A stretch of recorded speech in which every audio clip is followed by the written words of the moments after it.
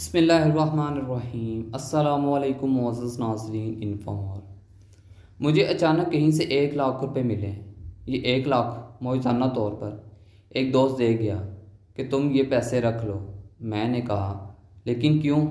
کہتا ویسے ہی میرے پاس پڑے تھے تو سوچا تمہیں دے آؤں، شاید تمہارے کام آ جائیں۔ کہنے لگا میں کافی دنوں سے تمہیں یہ پیسے دینا چاہتا تھا لیکن وقت نہیں مل رہا تھا، مجھے وجہ سمجھ نہیں آ رہی تھی یہ کیوں پیسے دے رہا ہے۔ خیر اس کے بے حد اصرار پر میں نے پیسے لے لیے اور گھر بھیج دیے، کیونکہ پچھلے 6 ماہ سے میں پاکستان اپنی والدہ اور بیوی بچوں کو پیسے نہ بھیج سکا تھا۔ پیسے بھیجنے کے بعد امی کو فون کیا یہ بتانے کے لیے کہ آپ کو 1 لاکھ روپے بھیجے ہیں، 2 دن تک بینک سے لے آئیے۔ یہ سن کر والدہ نے زاروں کو تار رونا شروع کر دیا۔ میں نے پوچھا امی جی کیا ہوا؟ فون پر سسکیوں کی آواز سن کر پریشان ہو گیا۔ پھر پوچھا امی جی کیا ہوا؟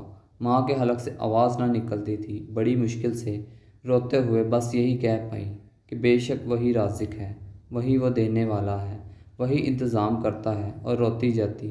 جب کچھ صبر آیا تب امی جان کہنے لگی کہ بتاؤ تمہارے پاس یہ پیسے کہاں سے آئے؟ تم تو فارغ ہو؟ میں نے بتایا کہ ایک دوست گھر آ کے دے گیا ہے۔ یہ الفاظ سننے تھے کہ ماں نے پھر رونا شروع کر دیا۔ مجھے کچھ سمجھ نہیں آ رہی تھی کہ آخر ماجرا کیا ہے۔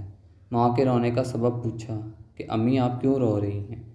کچھ تو بتائیں۔ تو کہنے لگی کہ 15 دن پہلے مسجد سے چند لوگ آئے تھے کہ مسجد کی تعمیر میں کچھ حصہ ڈالے۔ میں نے 1000 روپے دینے کا وعدہ کر لیا تھا لیکن پیسوں کا انتظام نہیں ہو رہا تھا۔ گھر میں تقریباً فاقے چل رہے تھے لیکن میں نے نیت کی تھی کہ جو بھی ہو جائے 1000 مسجد کی تعمیر میں لازمی دینا ہے۔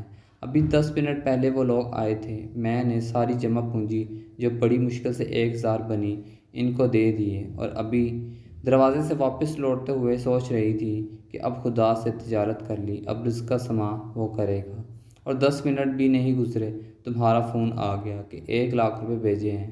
امی روتی جا رہی تھی اور کہتی جاتی بے شک خدا کی راہ میں دینے والوں کو وہ اور بڑھا کر دیتا ہے۔ اس واقعے نے میرا توکل اور بڑھا دیا کہ خدا کسی رزق کا کیسا سما کرتا ہے، کسی کے آگے ہاتھ بھی پھیلانے نہیں دیتا۔ وہ ستار ہے، پردہ پوشی بھی کرتا ہے اور آزما بھی لیتا ہے کہ کون ہے جو تنگی کی حالت میں راہ خدا میں خرچ کرتا ہے۔ بے شک وہ بڑا غفور الرحیم ہے، اس کے کرم کی کوئی انتہا نہیں۔ کاش کہ یہ بات تیرے دل میں اتر جائے۔ خواہش صرف اتنی ہے کہ کچھ الفاظ لکھوں جس سے کوئی گمراہی کے راستے پر جاتے جاتے رک جائے، نہ بھی رکے تو سوچ میں ضرور پڑ جائے۔ Thanks for watching info.